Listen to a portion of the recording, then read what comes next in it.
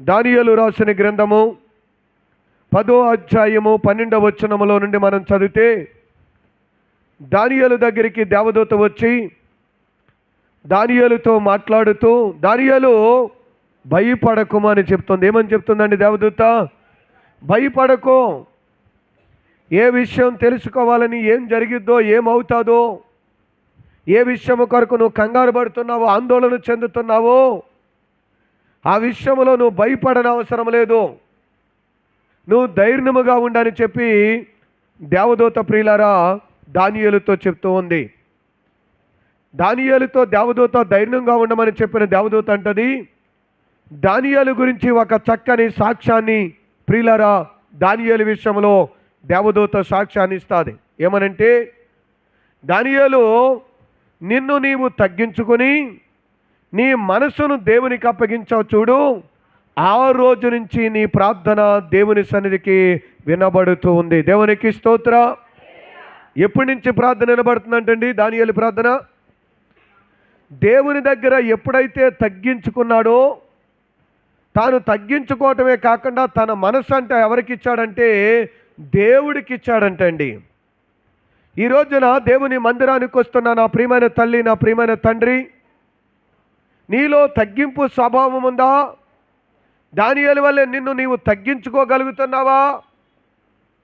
Bible చెప్తుంది, లూకా సువార్త 14వ అధ్యాయంలో అంటాడు, తను తాను తగ్గించుకున్నవాడు హెచ్చించబడును. తను తాను హెచ్చించుకున్నవాడు ఎప్పుడు ఏం చేస్తాడంటే దేవుడు తగ్గిస్తాడు.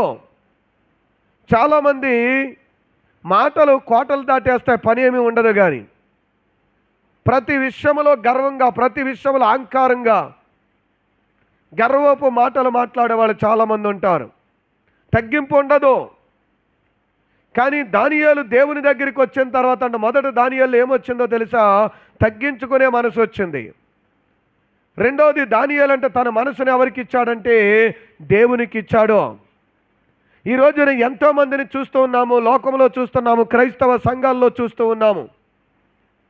నీ మనస్సు ఎవరికి ఇచ్చావు? నీ హృదయం ఎవరి దగ్గర ఉందంటే ప్రియులారా చాలామంది దగ్గర సమాధానం ఉండదు. నా హృదయం నా దగ్గరే ఉందండి, నా హృదయం దేవునికి ఇచ్చానండి, దేవుడు తప్ప నాకు మరొకటి లేదనేటువంటి వాళ్ళు చాలా తక్కువగా ఉంటారు. కొందరు హృదయము డబ్బు మీద ఉంటుంది, కొందరు హృదయము వెండి బంగారాల మీద ఉంటుంది, కొందరు హృదయము చీరల మీద పోతుంది, బట్టల మీద పోతుంది, కొందరు హృదయము తాగుడు మీద పోతుంది, కొందరు హృదయము అక్రమ సంబంధాల మీద పోతుంది. నేను మొన్న యూట్యూబ్లో ఒకటి చూశాను. 5 సంవత్సరాల పిల్లల తల్లంట. 5 సంవత్సరాలు కదా, 5గురు పిల్లల తల్లి. యూట్యూబ్లో కొట్టి చూడండి, బాగా కనిపిస్తుంది. 5గురు పిల్లల తల్లి అంట. 4 పిల్లలున్న తండ్రిని ప్రేమించి తీసుకుపోయిందంట. ఎంత బాగుందో చూసారా? కాబట్టి దేవుని యొక్క వాక్యం సెలవిస్తుంది, ఈ రోజున దేవుడు భార్యాభర్తలనే ఒక సంబంధాన్ని చేసి ఒక పరిశుద్ధమైన జీవితాన్ని ఇచ్చి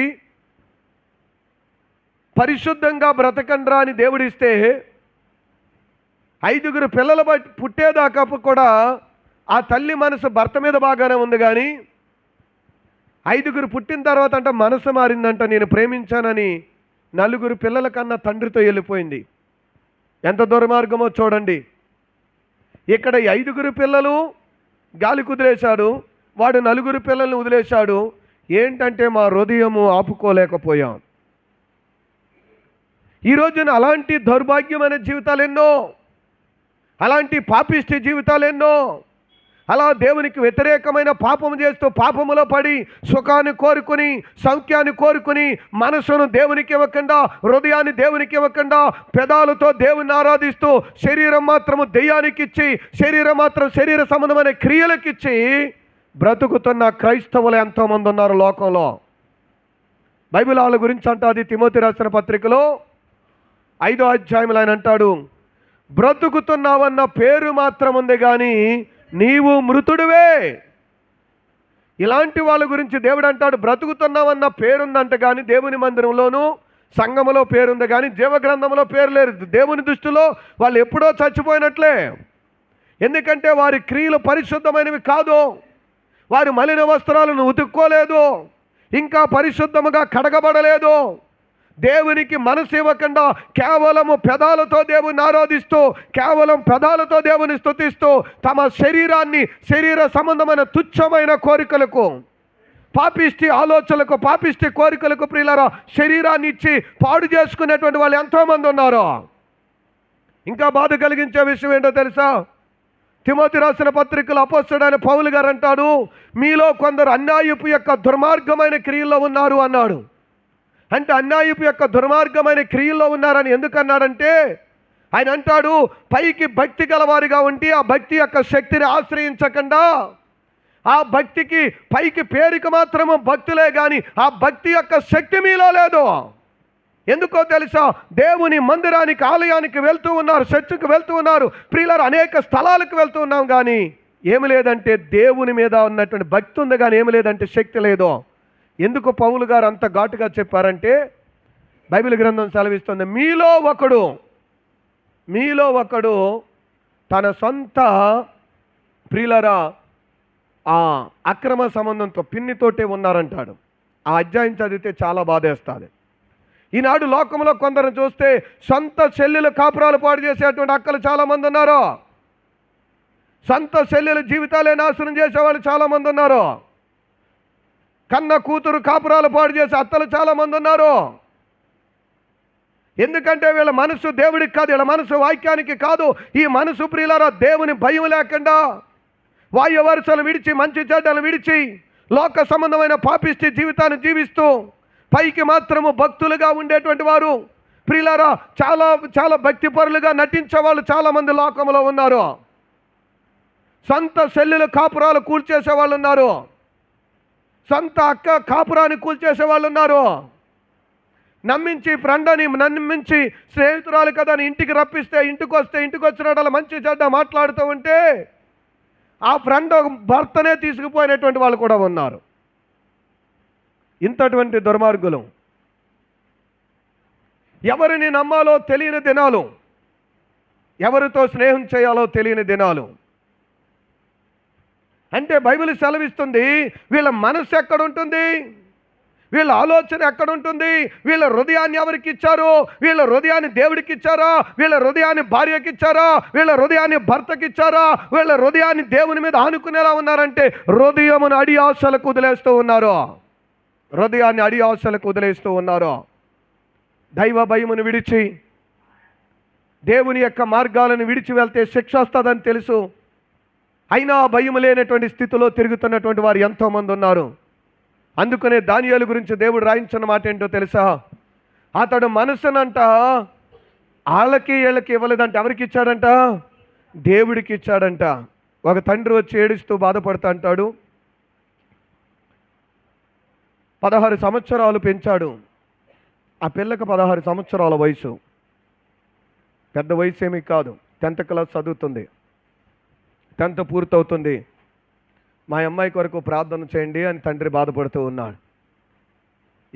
ఏమైంది ఏంటి అని ప్రార్థన చేసిన తర్వాత అడిగితే, ఇప్పుడు ఆయన మందిరానికి వచ్చి అడిగాడు. 10th పూర్తవుతున్నాడు, 16 సంవత్సరాల వయసే. 35 సంవత్సరాల అబ్బాయిని ప్రేమించింది. ఆ తండ్రి అంటాడు, ఆడెప్పుడో నేను భూమి మీద పుట్టినప్పుడు పుట్టేశాడండి, ఆడికి 36 సంవత్సరాలు, ఇది నిన్న కాక మొన్నటిది. ఇది ఏమన్నా అంటే నా మనసు అక్కడ ఉందని అని అంటది. నేను అసలు తల ఎలా ఎత్తుకోవాలో నాకు తెలియదు, నేను తల ఎక్కడ పెట్టుకోవాలో తెలియకుండా ఉంటుంది. పోనీ ఆడేమన్నా మంచోడేలే, పోనేలే, వయసుదేముందలే చేద్దామనుకుంటే వాడు తెల్లారు లేచిన తర్వాత తిరగటం తప్ప మరొక పని ఏమీ ఉండదు. ఆడికి కోడి పుంజోటి అట్టుకుని వెళ్ళిపోతాడు, ఆ పుంజుని అట్టుకుని వస్తాడు, ఇక పందాలు వేస్తూ ఉంటాడు, తిరుగుతూ ఉంటాడు. వాడి పని ఇదే. వాడికి ఇప్పటికే చాలా అప్పులు ఉన్నాయి, చాలా సమస్యలు ఉన్నాయి. వాడు అంత మంచి క్యారెక్టర్ కాదని తెలుసు.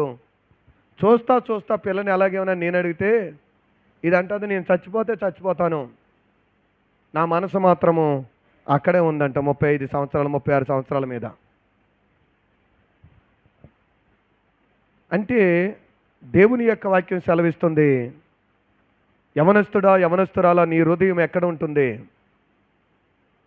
కని పెంచి పెద్ద చేసినటువంటి తల్లిదండ్రుల మీద హృదయం ఉండట్లేదు. మా నాన్న ఏం చెప్తాడు, మా అమ్మ ఏం చెప్తాడు అనేటువంటి వాళ్ళ మీద హృదయం ఉండటం లేదు. మేము ఎదిగాం కాబట్టి, మాకు కొంచెం తెలివి వచ్చింది కాబట్టి, ఏదో కొంచెం చదువుకున్నాం కాబట్టి, సెల చేతిలోకి వచ్చింది కాబట్టి, మా మనసు ఎక్కడో ఉంటుంది, ఎక్కడ ఉంటే అక్కడ మాత్రం నువ్వు మాత్రం చేస్తావా చేస్తావా అని చెప్పేటువంటి వాళ్ళు చాలామంది ఉన్నారు. ఈ రోజున బైబిల్ అడుగుతుంది, నీ హృదయం ఎక్కడ ఉంది, నీ మనసు ఎక్కడ ఉంది? నీ మనసుకు దేవునికి ఇచ్చావా నీ మనసు, లేక దెయ్యానికి ఇచ్చావా నీ మనసు? ఎవరికి ఇచ్చావు నీ మనసు? చాలామంది విషయాల్లో, యవనస్తుల విషయంలో మందిరానికి వస్తారు కానీ వాళ్ళ మనసులు మాత్రం అక్కడక్కడ తిరుగుతుంటే ఇంకా పాడు అలవాట్లు, పాడు ఆలోచనలు, పాడు ఉద్దేశాలు, పాడు స్థలంపులు. కొందరు డీపీలు చూస్తే తెలుస్తుంది.